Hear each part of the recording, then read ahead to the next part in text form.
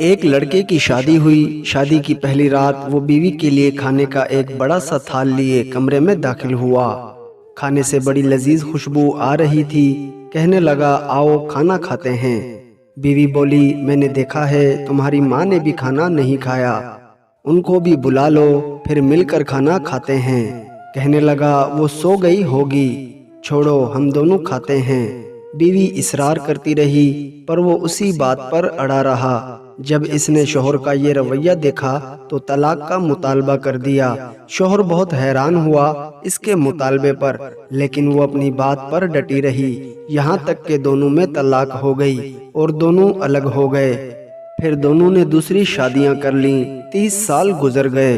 عورت کے 2 بیٹے ہوئے جو اس سے بہت محبت کرتے تھے۔ بیٹوں نے ارادہ کیا کہ ماں کے ساتھ حج کرنا چاہیے۔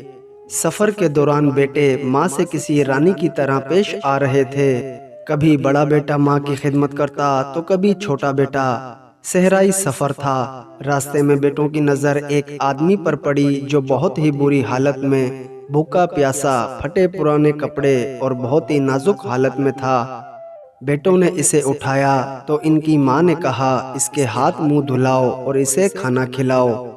جب اس پر نظر پڑی تو پہچان گئی وہ اس کا پہلا شوہر تھا، تو کہنے لگی یہ کیا کیا وقت نے تمہارے ساتھ؟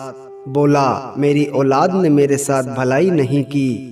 کہنے لگی کیسے کرتی؟ کیا تم نے کبھی اپنے ماں باپ کے ساتھ بھلائی کی؟